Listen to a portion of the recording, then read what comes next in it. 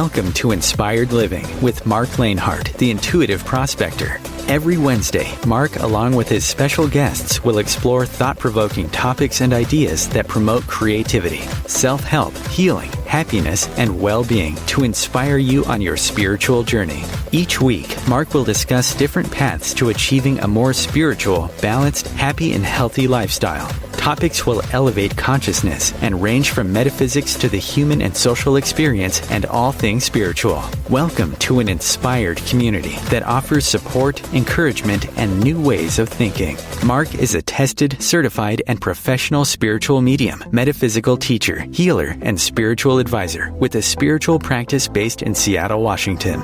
You are the inspired and the inspiration.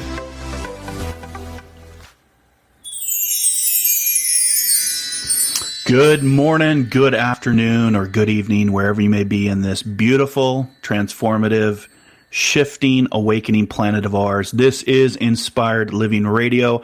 I am your host, Marc Lainhart, the Intuitive Prospector, coming to you live from my studio here in West Seattle, Washington, the beautiful Pacific Northwest.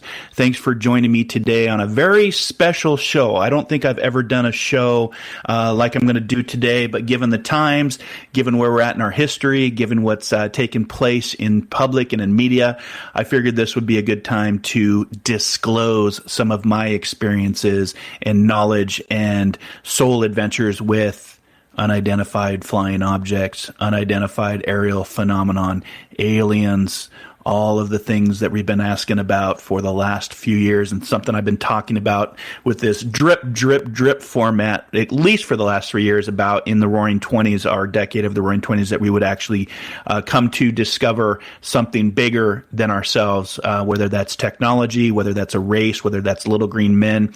We're going to explore that for the next 45 minutes here on Inspired Living Radio. But before we jump into the great content that I have put together, from everything from the economy to scripture to one of my favorite authors, Carl Sagan, what he talked about first contact, to the upcoming report to Congress that the Pentagon is going to have to declassify information about what they know, and they're calling them UAPs, unidentified aerial phenomenon. And it's just interesting how the name has changed, because a lot of us in the public and in layman's terms, we call them UFOs, because I'm sure a lot of you that are listening to today's show have seen something in the skies in your journey over the last years, like I have. That's not a satellite, that's not the International Space Station. I've seen them both. And now we have even, Elon Musk's Starlink, which is a series of satellites linked together that looks like a train kind of floating up in space. And so we're going to take the next 45 minutes to talk about that. But if you want to learn more about the work I'm doing here in Seattle online with amazing prospectors around the planet, you can go to marclainhart.com. You can internet search the Intuitive Prospector. You can look for this show, Inspired Living Radio, just by typing in the name, or coming over here to OMTimes Radio, which features many great shows, not just Inspired Living Radio, but shows that really get you thinking, get you thinking about life, get you thinking maybe about the unknown, maybe thinking about death. This show has been on, we've been doing the show for 6 years, 6 seasons now, and we're streaming through several podcasting platforms, from Spotify to iTunes to YouTube, and everything in between. And again, I have some of my favorite episodes over at marclainhart.com. And of course, you can catch all the episodes through the OMTimes Radio Archives Library. I will be taking questions today's show. This is an interactive show where I'm going to be talking about a few concepts of UAPs, UFOs, first contact, and full disclosure. But if you've had an experience and you want to come on and share with me, I'd love to hear from you. The number to call in is 202-570-7057. Chris, my producer, will put you in the waiting room until we can actually get to a point where we can bring you on and have a conversation. If you do want to follow my other work, you can follow me over on the Intuitive Prospector page on Facebook. I'm also over on Instagram and TikTok and Twitter and what else? Alexa, you can say, Alexa, open up Positive Living, and get daily tips from me now through the Alexa Echo pod for Positive Living, and of course, Wisdom Wednesdays for Inspired Living Radio at 12 p.m. Pacific, 3 p.m. Eastern. And with that, let's get into the show. I was just on my Facebook page, Inspired Living Radio. If you want to join that Facebook page, we take questions there as well with the global community. I was just on that page doing a short video talking about, if you check it out, I'm kind of an oxymoron today. I'm wearing the red Star Trek shirt that says, I might not make it. So if you're a Trekkie, if you were ever wearing the red uniform and you were in an episode, you probably weren't going to make it through the episode. And then I had my Star Wars hat on, which is the Death Star. So today is all about living long and prosper, and may the fourth or force be with you. So let's talk about just a few things, and then we'll open it up for maybe questions, or we'll go to a commercial, we'll come back, all sorts of good things. So let's start with what Stephen Hawking said. I always like to apply what I do as a metaphysical teacher. What I like to apply as a certified healthcare provider is both spirituality, science, metaphysics, and the laws of physics. And Stephen Hawking's talked about for several years about first contact. They're either going to show up to be hostile, or they're going to show up to be friendly. It's a 50-50 shot. And he also said he didn't think that the human race would survive the next 1,000 years unless we actually start to spread into space. And I've always kind of found that quote fascinating, for one, because as you can see from your own perspective and from what your eyes show you, it's changing. Whether it's humans desecrating our oceans with plastic, whether it's the polar ice caps that are now significantly melting. I've always long said that Antarctica is going to be, in the next decade, is going to unlock a lot of secrets. That the size of that landmass down there is huge. It's going to rewrite history. It's going to bring things in. I wouldn't even be surprised if there's a set of pyramids down there, to be honest with you. But the planet's changing, and that's because humans are not being good stewards to take care of the planet. The forest fires, the rising seas, the melting ice caps, depleting our natural resources. So I'm not surprised that Stephen Hawking saw that if we, don't change the way we look at our planet, and it is the only planet we have right now, you guys. There is no planet B. There is one planet that we know of that is capable of sustaining life in the Goldilocks, region of science, which means it's not too hot, it's not too cold. We are curious about other moons like Europa off Saturn, and one of the moons off Jupiter that may be sustainable to life. But he's right. Next 1,000 years, if we keep going the way that we're going, from politics to divide to pandemics, we will not evolve. We will not grow as a species. And part of our journey as a species over the last thousands of years is to explore and to grow and to go out and to push those boundaries and to think, maybe maybe the Earth isn't flat, maybe it is round, and the ocean doesn't end. To be explorers of the high seas. It's no different than what we're doing right now as we move into space exploration, which is also space capitalization. So we've got to think about the money that's involved. Always follow the money. And if you've been watching what's been taking place in society, and maybe you haven't, maybe you've been under a rock and you haven't seen what Elon Musk is doing, what Jeff Bezos is doing, what Sir Richard Branson is doing. Now, of course, they have, all three of them are billionaires and have a lot of money, so they can, do this.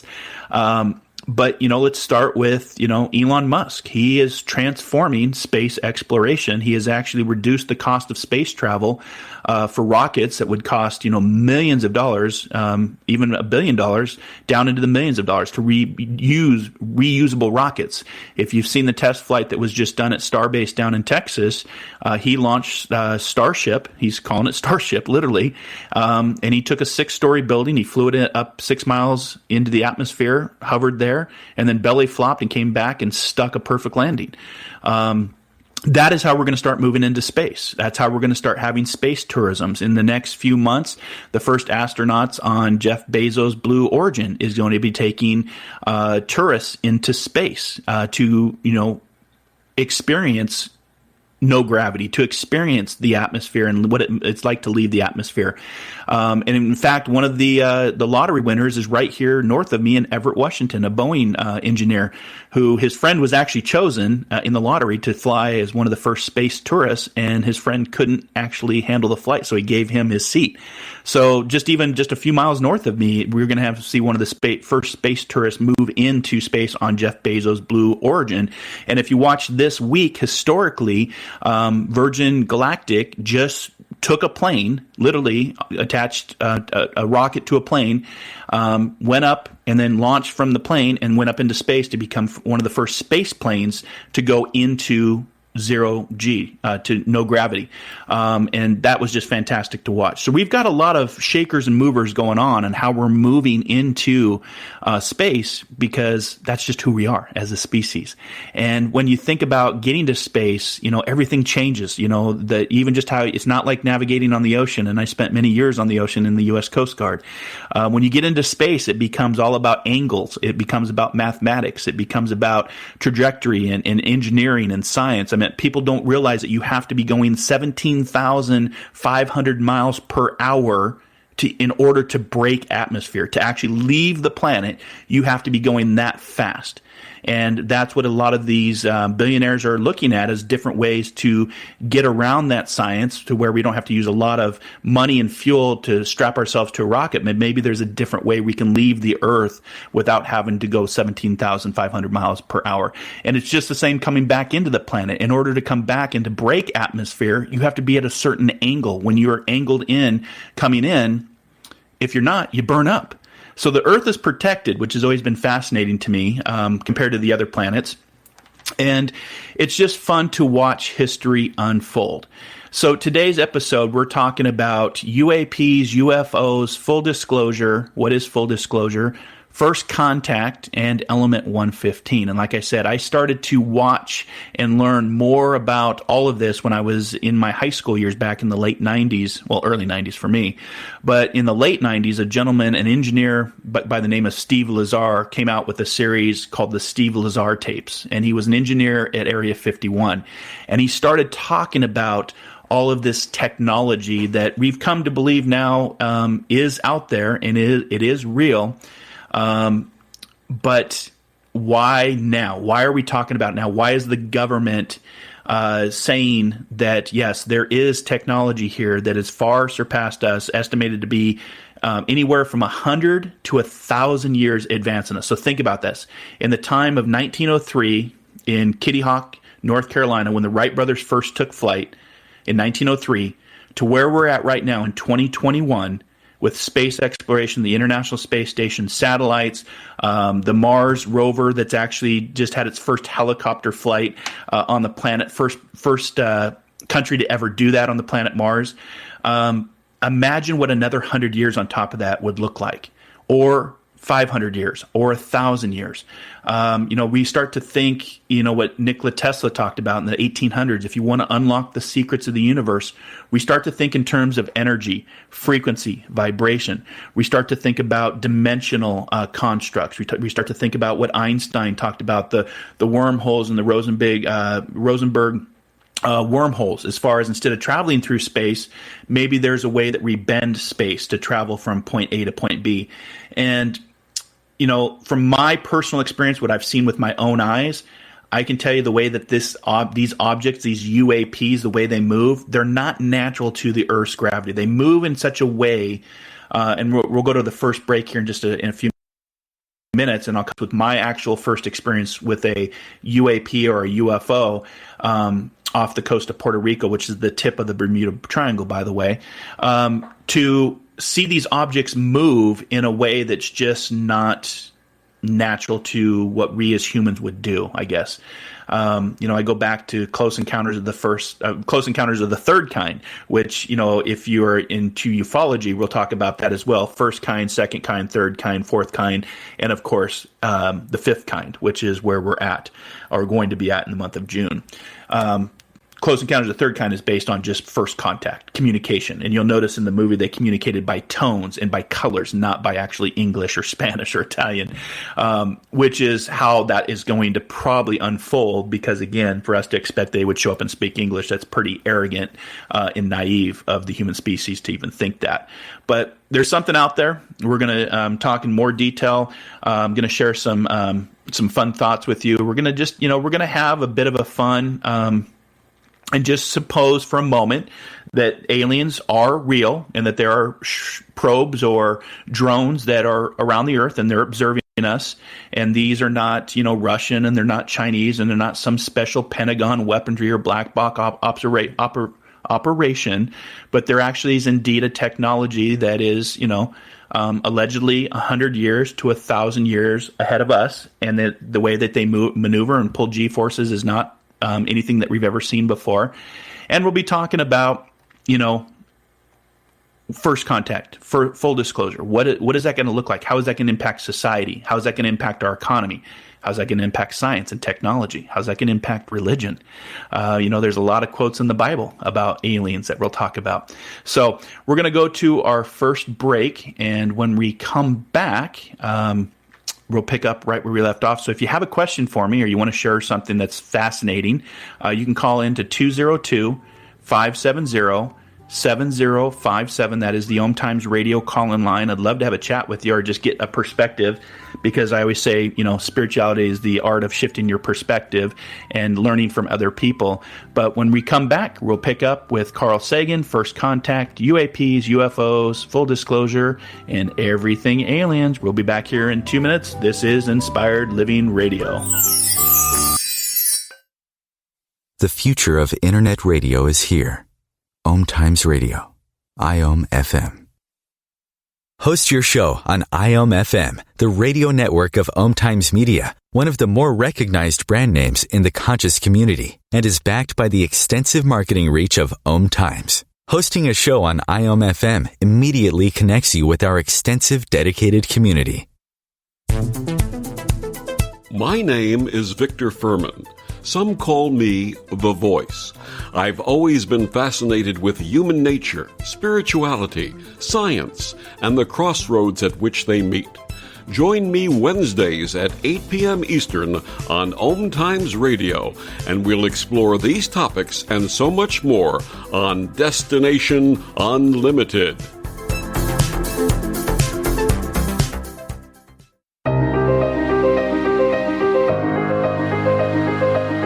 Listeners, we hope you're enjoying the shows here on OMTimes Radio. Marc Lainhart here, and host of Inspired Living Radio. And I'd like to invite you to my morning show of inspiration, encouragement, healing, motivations, transformations, and discovering that diamond within.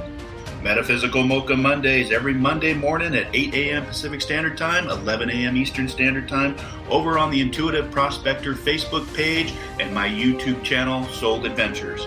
Dare to dream, dare to explore, dare to live, and discover that diamond within. COVID-19, brought to you by CDC and the Ad Council. Do you feel like your emotions are all over the place? That's normal during this abnormal time. There are a number of ways to cope. Maintain a healthy routine, get enough sleep, eat nutritious food, and exercise at least 30 minutes each day. Schedule some time to talk with a friend or family member. And remember, you can always take a few deep breaths to feel more centered. Find more self-care and coping tips at coping-19.org.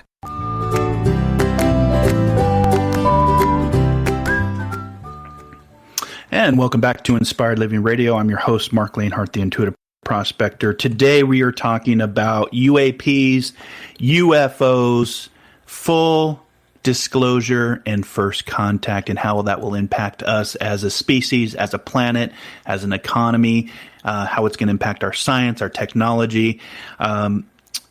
So there's a astronomer by the name of David Darling, and it's some of the work that I've been following of him for many years now, and he talked about that mature civilizations in the galaxy would recognize the risk of first contact and avoid revealing too much about themselves until the time was right. Well, I'm doing this show today because I think and feel that the time is right, that we are on a cliff of awareness to where our own government, our Pentagon, our Congress, our Senate, which I don't put a lot of faith in these days, is going to have a report to Congress in June, anywhere from June 1st to June 30th. So the rumors are rampant.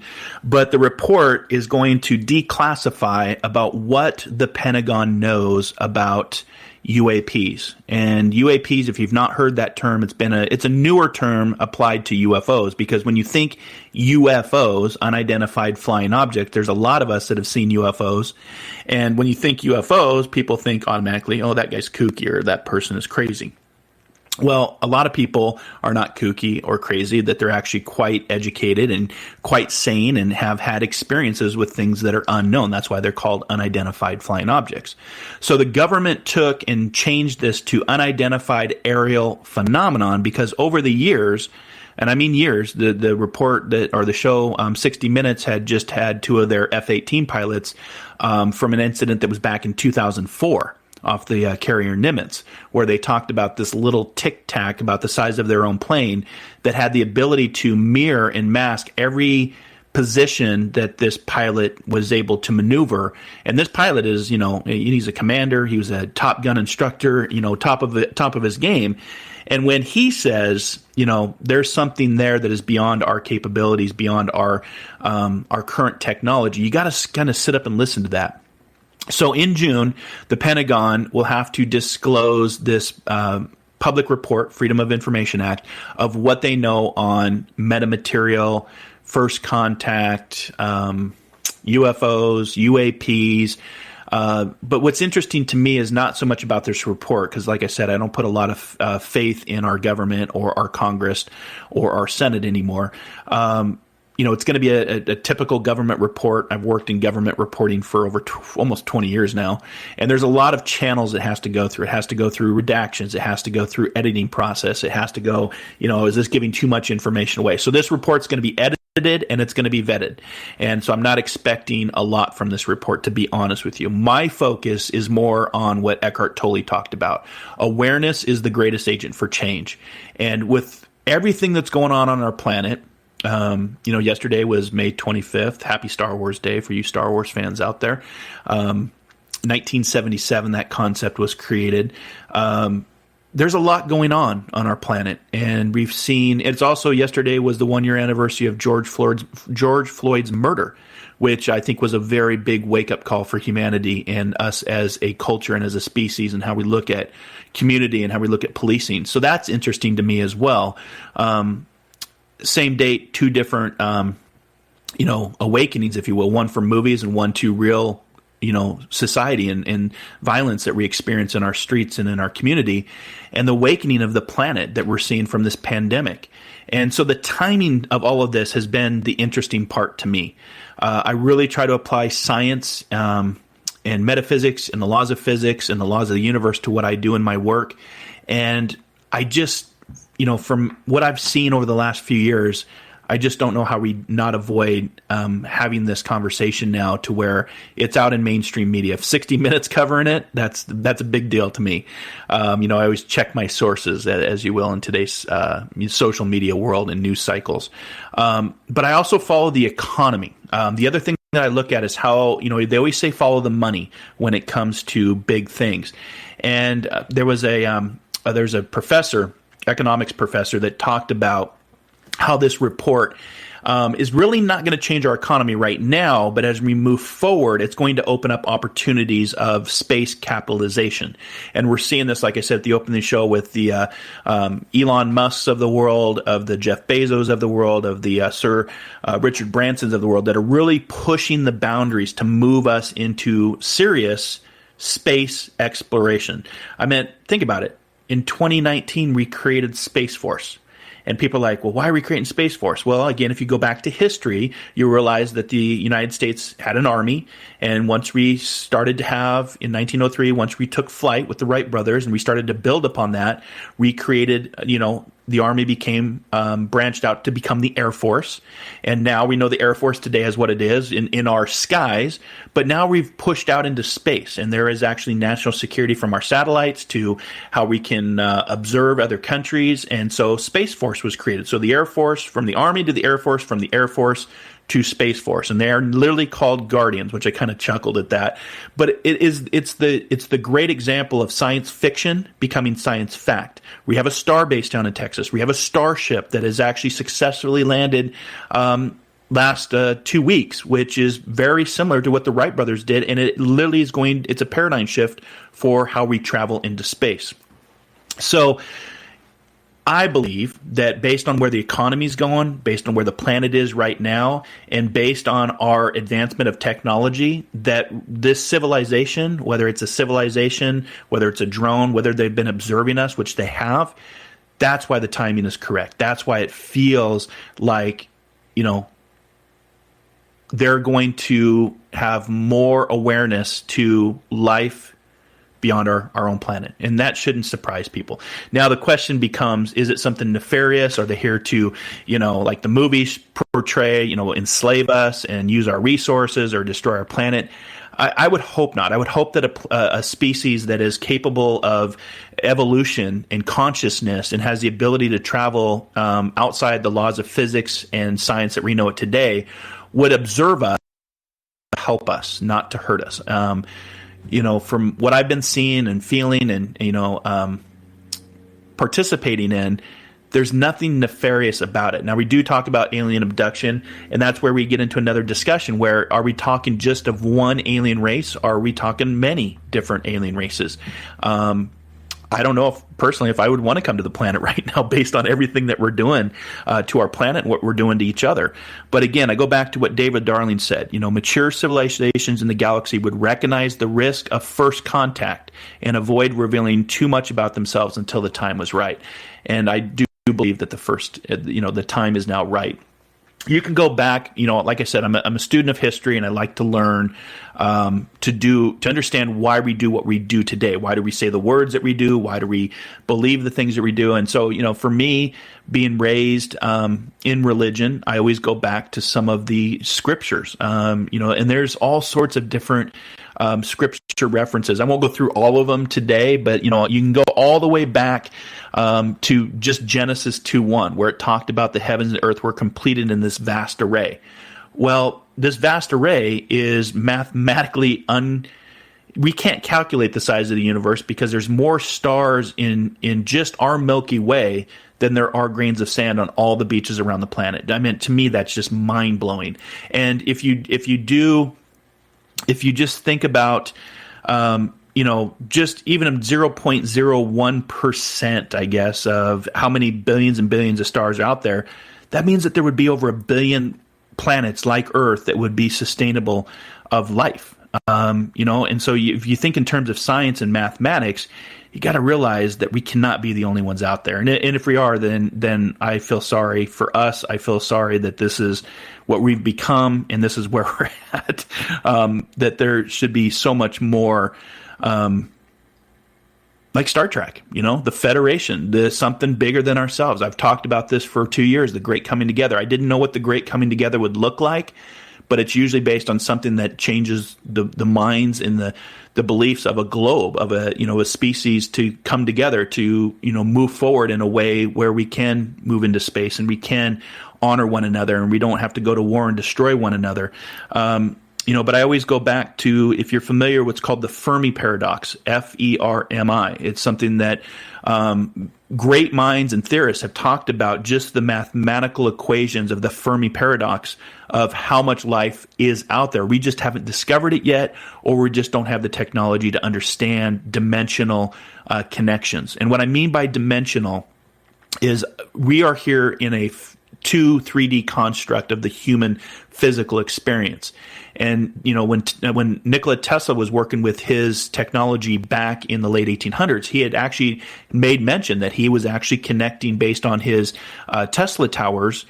He was actually connecting with and communicating with an alien species. And of course, if you know the story of Nikola Tesla, they pretty much robbed him of everything, and he died alone in New York, poor. All of his science was taken, and people thought he was a kook. People literally called him a wizard because he always talked about this little black box that you could talk to people from around the world, and they thought that was witchcraft. And I kind of think back even to the Salem witch trials in the 1600s. I don't know if I'd be more afraid of the witches that they hung, or the people that were hanging them based on just, thought and based on ignorance, right? So people tend to go to fear for what they don't understand. But, Hebrews 11:13 talked about, distance admitting foreigners or strangers on the earth. It literally says in Hebrews 11:13, all these people were still living by faith when they died. They did not receive the things promised. They only saw them and welcomed them from a distance, admitting that they were foreigners and strangers on earth. So I read into that. Again, the Bible is one of many great books based on Christianity, but I read that, it's an oxymoron at times, the Old Testament compared to the New Testament, but foreigners and strangers on earth. So when you say strangers on earth, that means they're not of the earth. And that's literally in Hebrews 11:13. Hebrews 13:2 talked about, don't forget to show hospitality to strangers, for by doing some people have shown hospitalities to angels without knowing it. So again, there's many passages in the Bible from Isaiah to Nehemiah, to Acts, to Peter, to Psalms, to Revelations. The list goes on and on and on. So you can do your own research. But what I'm saying is Scripture talked about aliens and beings of light and beings of energy, and didn't know how to, necessarily comprehend that. So we put them as a deity. We put them as a god because they're different from us. And, so I look back to history to, support what history's showing from paintings. You can go back to paintings in the 1500s where they're actually painting little UAPs in the background. There's actually ancient ruins where they actually have showing people in space, some sort of space suit. So Ancient Aliens has been really good at unlocking some of these conspiracies or these paradoxes, or, just food for thought. But the economy is where again, the timing of this and the money. I always follow the money, and I always follow timing, divine timing, and timing is everything. So I believe we're on the verge of a new capitalism, because down here, capitalism and what it's doing to the planet is not working. I do see us moving into some very economic troubling times ahead, because, again, you can't have billionaires and people that are homeless. You've got to find equality and equalness for people around the planet, and capitalism doesn't measure that. Capitalism is all about getting the almighty dollar, and, again, we're the only species that pays to live on the planet, which has always kind of dumbfounded me, because no other species is doing that, and no other species is really killing each other off to try to, make a buck, which in the end of the day, you can't take any of it with you anyway. So if we're really going to take UFOs seriously, in the report that's coming out in June, is that going to change our economy? So I don't think so. I think originally it's going to be, people are going to kind of, push it aside, kind of like what they did with this pandemic. There's many people that, said, oh, this pandemic is really not a big deal. Well, we know that it is a big deal. It changed us globally. We know that it's killed to date almost 3.5 million people, including personal experiences with my own family that I saw firsthand. But the money is where we're going to have to start talking and taking UFOs seriously. When the Pentagon releases it next month, like I said, the report, I'm not going to be surprised. It's going to reveal not too much, but because they are revealing it, that means that they are acknowledging that there is something that, whether it's a national security threat or something that we just don't comprehend. And what that tells me is it tells those that are observing us from a distance, because that shows intelligence. When you observe, to me, that shows supreme intelligence without nefarious activity. And we're letting them know that we have technology that we can track them, that we know that they are here. We know that they move in ways that defy the laws of gravity and physics. And now it's going to be this next step. What is this next step for how we make contact? And I equate it to, I go back to science fiction. Star Trek, if you followed the early Star Trek movies, an engineer achieved the warp drive, and they were testing it out in space, and the Vulcans just happened to be passing by and saw this warp signature, which showed them on their prime directive that they could have first contact, because we had reached this next stage of evolution. We had reached this next stage of transformation. That's where we're at. And it's just the timing of it, with everybody's space moving into, Starship, Blue Horizon, Virgin Galactic. I think the timing's interesting for all this. And it's going to lead us to new laws of physics, new ways of thinking, new technology. It's going to be interesting to see what it does for religion. I mean, there's a lot of people, one of the first questions I asked when I started to follow religion was, why doesn't the Bible really talk about UFOs or dinosaurs or, all these Bigfoot and those are all just made up things? Well, the Bible does talk about UFOs, and we should start having a conversation to take them seriously. So my first contact, and again, there's lots of Bible verses, so I just challenge you to do your own research, do your own prospecting for what is right for you, what makes sense to you. Have an open mind when it comes to this. Again, apply the scientific method, apply logic and reasoning for what you do. Don't believe something just because I'm saying it. Do your own research and your own work. But as we move forward, like I said in my prediction show last year and this year, the Roaring 20s are going to be for us very transformative, very awakening. And, Carl Jung talked about this a lot in his writings. The only way we come to consciousness is through pain. And I think we've experienced a lot of pain globally this last 15, 16 months. But things are getting better. We are rounding the corner with this pandemic. As I said we would in May and June of this year in my prediction show, I said by May and June we'd start to round the corner if you believe in science and technology and vaccinations, because they do work. But it also shows you history has always been like this. You're always going to have people that will rally against science, be anti-science, anti-tech, anti-mask, anti-vax. You can go back to polio in the 1930s and see the chaos even back then. So do your own prospecting, do your own research, follow the science, follow the money, and again, the economics of it. I mean, the markets are going to open from first contact, this disclosure report that's coming out next month. I personally believe we've already had first contact because of our technology and where our technology has grown in the last 25 years. So I believe first contact has been reverse engineered based on either an agreement or a crash site in Area 51. I don't know, but we have to really start looking at the economy differently. We have to start looking at markets when, we start taking UFOs and technology and aliens that are advanced, and new laws of physics and science, because that's going to open us up to this singular global community that we're no longer alone in the universe. So we're going to go to our second and final break. We're going to come back. I'm going to share my story of what I experienced when I was in the Coast Guard off the coast of Puerto Rico, the tip of the Bermuda Triangle.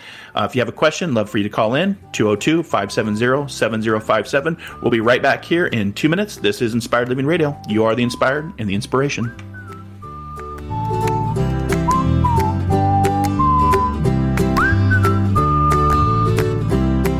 The cutting edge of conscious radio, OMTimes Radio, IOM FM. Have you wondered how to change your love paradigm? The secret key is finding a love partnership, not just a regular connection. How do you find these? Through conscious relationships. Ascending Hearts Dating is a dating site for people like you that believes in second chances and a different type of spiritual connection. Try Ascending Hearts for free at ascendinghearts.com and change your love paradigm. Ascending Hearts, the premier dating community for the spiritually awake. Imagine yourself being transported to India, to the banks of the Ganga and an ashram in Rishikesh. Visualize that you are welcome to satsang with an American sannyasi who shares the wisdom of her guru. Your visualization has manifested. Join Sattvi Bhagawati Saraswati for inspiration and transformation every Thursday at 11 a.m. Eastern on OMTimes Radio. One planet, 7.3 billion people, only one you.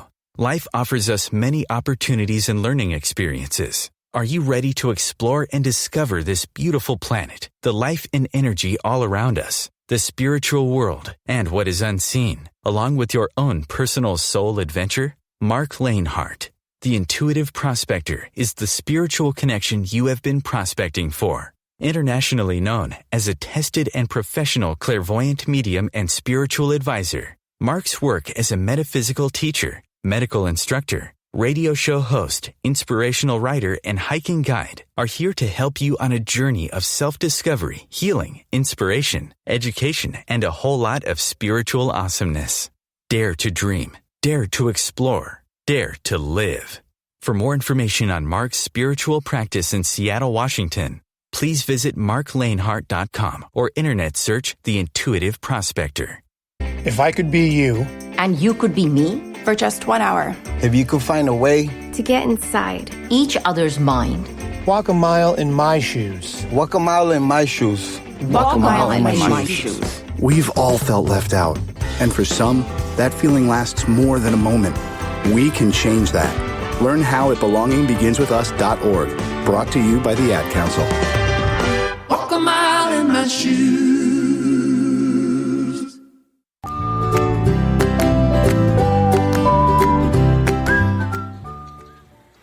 Hey everyone, welcome back to Inspired Living Radio. We're going to get into the meat and potatoes of the show now as we get into our last segment of the show.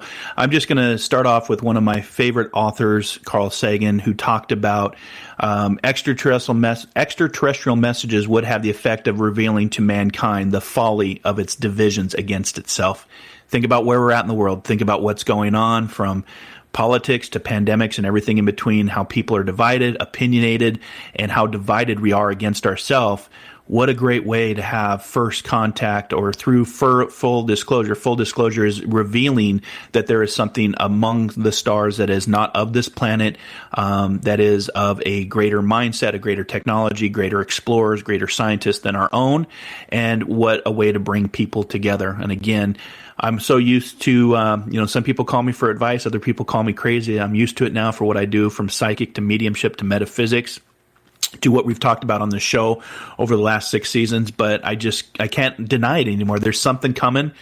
Some of you feel it. Some of you experienced it. Some of you have seen UAPs, UFOs, or have had an experience that you can't define. One of the first recorded UFO sightings was right here in Seattle, Washington, back in the early 50s. A pilot flying from Yakima here to Seattle had gone over the airwaves to report 9-cylinder silver disc by Mount Rainier. And because he did that over the radio airwaves, it became an official document. So we can go back to the early 40s. We can go back to World War II. There's a lot of connections to something that is observing us, something that is aware of us. But what's interesting is they don't appear to determine the course of worldly events. So that's why I'm saying follow the money, follow the markets. Because again, if we realize that, there's a million little green men strolling about our oceans, for example. This world is 70% water, and we only know about 7 to 10% of the actual entire ocean floor. We know more about our moon. So if there's a species that's down there, I think of octopus, which is not of the planet. It literally has its own DNA, so that means it had to come from somewhere else. They are problem-solving creatures. They communicate. If you haven't seen the documentary on Netflix, My Octopus Teacher, I highly recommend it. Great way to look at perspectives of other creatures, from dolphins to whales to octopus. And we may not be the smartest. We think we are, but we may not be the smartest species on this planet. And so if there's a bunch of, little green men rolling around on the ocean and we become aware of that, and the Pentagon's taking this seriously and reporting to Congress, I don't think the markets are going to really be changing. I don't think that your portfolios are going to be impacted by this, because again, they're observing us and they don't really seem interested in influencing the course of worldly events. Now, if you go back through history, there was a time and a period when we were becoming a nuclear nation that there was a lot of alien contact, a lot of alien interactions with the development of the nuclear weapon, both in the race for the rocket in Germany, here in the United States, Russia, and, working with, technology and weapons that are mass destructive, not actually great for the planet. So you can go back and look at that as well. But again, even if we took the extreme view, again, we're just having a fun conversation today. We took the extreme view that 1 million of these little aliens or green men or octopus that, look interesting are living under the ocean. I don't believe that would impact the Wall Street expectations, the number of iPhones that are going to sell next year. I think that the world would still go on. It's just we would have a different way of looking at this interaction and start to open up new opportunities, new markets, new ways of thinking. Like I said, from physics to science to technology to exploration. We have a Space Force now with Guardians, so it's going to be fun. I don't think it's anything to be fearful of. Again, if they were here to harm us, I think they would have already done that. And again, if you just go by just mathematics, and if you go by science, it's Enrico Fermi, we call the Fermi Paradox.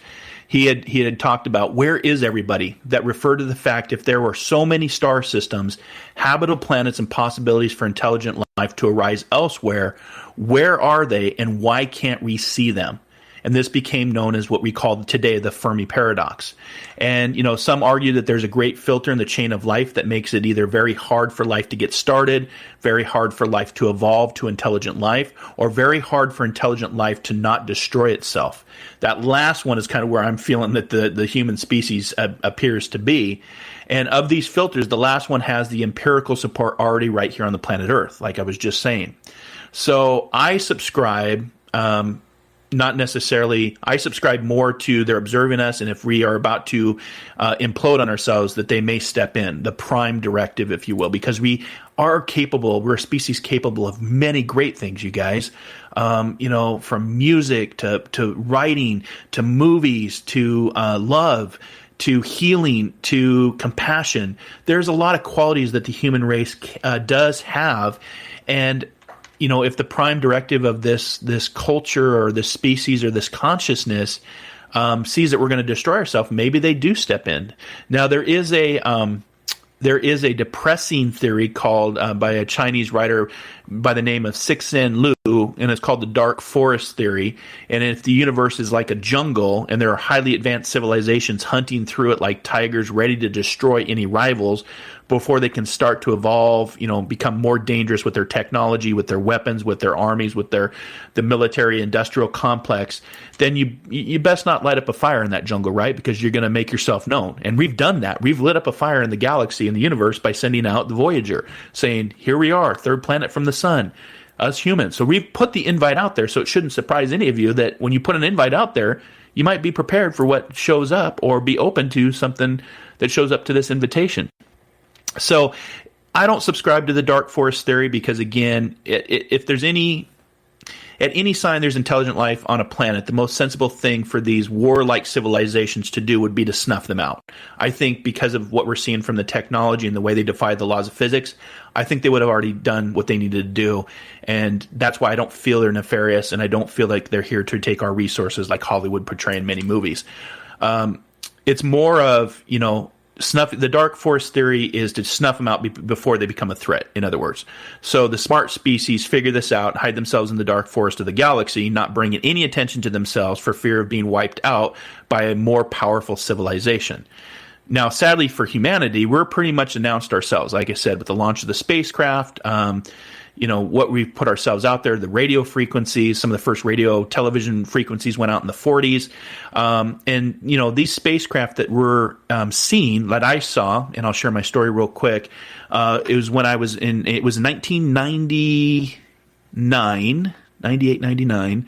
I was on the U.S. Coast Guard Spencer out of Boston, Massachusetts. I was serving on board that ship for 3 years. We did a lot of drug interdiction, immigration control, search and rescue. Mostly was about, finding drugs, stopping the flow of drugs, the war on drugs, if you will. And we did. We recovered some pretty big, payloads worth millions and millions of dollars. But I think our biggest was 77 bales of uncut cocaine with a street value of like $422 million. So, did that for 3 years, but, there was one point in my career where I'd just gotten off watch, and it was about 3:30 in the morning, and I went out onto the fan deck, which is the stern of the ship, and we were off the coast of Puerto Rico, which is the tip of the Bermuda Triangle. And I saw a series very similar to what I saw in Close Encounters, the movie Close Encounters Third Kind, these different lights. And there was one, and then they separated out into multiple, and then they went back into one, and then it shot down into the water. Now, of course, I'm not going to say anything because I don't want to be the joke of the ship. Like if you watched the 60-minute special, the 4 pilots that saw the Tic Tac anomaly reported it to their command, and within hours, the whole this aircraft carrier, the Nimitz, knew, everybody was talking about it, and you became kind of the butt of the joke, like, oh, space aliens getting probed, getting abducted, and I didn't really say anything because I didn't want people to think that I was crazy, and I'm one that saw it. There was other people on the ship that saw it that didn't want to talk about it at the time because we were on watch. The ship is always, there's always somebody up on a ship, just so you know, 24/7, 365. There's always somebody on a ship that's manning the watch. And, the way that it moved, the lights were of a different radiance that I've never seen before. They separated, they came back into one, and then it shot down into the water. And it's very similar to the Navy footage that just got released off San Diego with this thing that hovers. It doesn't have wings. It doesn't have propulsion. It defies the laws of gravity, and then it shot down into the water. So it can work from space, it can work here in our atmosphere on the planet, or it can go into water. So they have intelligence and they have technology that allow them to bend space and time and to move in ways that we don't understand yet. And for me, that doesn't feel like the Dark Forest theory. To me, this feels more of like a Star Trek First Contact. Join the Federation. You've reached this evolution of consciousness, and you're not going to implode on yourselves. And if you do, we're here to help you. But in the back of your mind, you do have to remember, as if we think back in history, when other cultures meet. I'm thinking of when the explorers from Europe arrived on the coasts of America, and the Native Americans and the indigenous people that actually inhabited this land. It didn't turn out very well, did it? They didn't show up to play patty cake, in other words, whether they were killed off by war, murder, disease, just to take the land.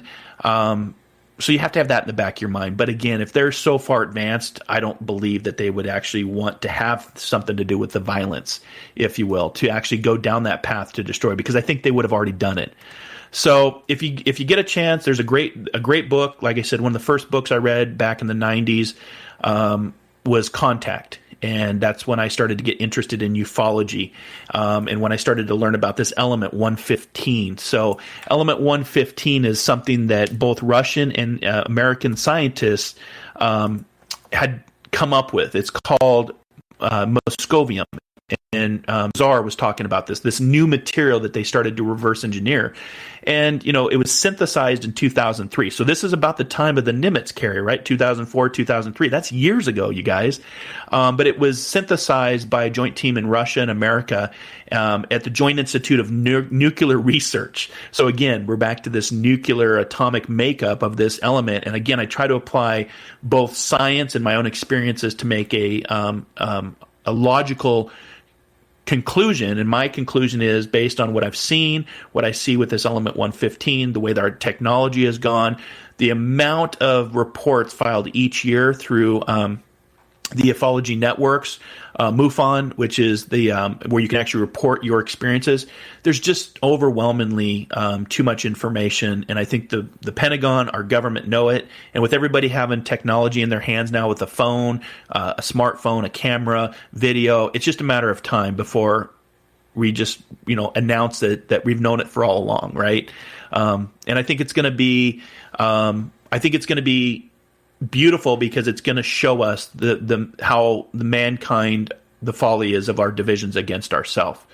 And I think it's going to break national boundaries, affecting the entirety of our small blue dot that he called it. There's a documentary called The Small Blue Dot, where the Voyager shot back and you can see the planet Earth in this beam of light called the small blue dot. That's what today's episode is actually called, The Small Blue Dot. And I think it's going to impact everything. Like I said, governments, boundaries, national boundaries, science, religion, philosophy, physics, mechanics, quantum theories, dimensional. And again, we realize that we're one planet, and that we won't be so ego-driven political conflicts to have war to kill each other. I think it will give a found spirit of cooperation and peacemaking through first contact, through full disclosure. And I'm gonna stick with what Carl Sagan talked about in his movie Contact. If you haven't seen it, check it out. because we are a small pale blue dot out there in a vast universe. And I think if the humans are ready to make that step of consciousness, of transformation, to take that step of evolution, I believe this is what it's going to be. And especially as we move out into space, like I said at the opening of the show, Stephen Hawking's long said that we will not be able to sustain what we're doing at this rate for the next 1,000 years unless we actually move into space, start to live on the moon, start to cultivate Mars and terraform it and change it. And, of course, always follow the money, because that's going to open up many doors of space, what I call space capitalization. But Moscovium, gosh, what else? There's just a lot. My own experiences. There's another movie that Hollywood I thought did a really good job. It didn't get a lot of play, but it was called The Arrival. If you have not seen that, it actually has some really good Amy Adams and the guy from Avengers. I can't remember his name. He plays Hawkeye. He's in it as a mathematician, and she's in a linguist.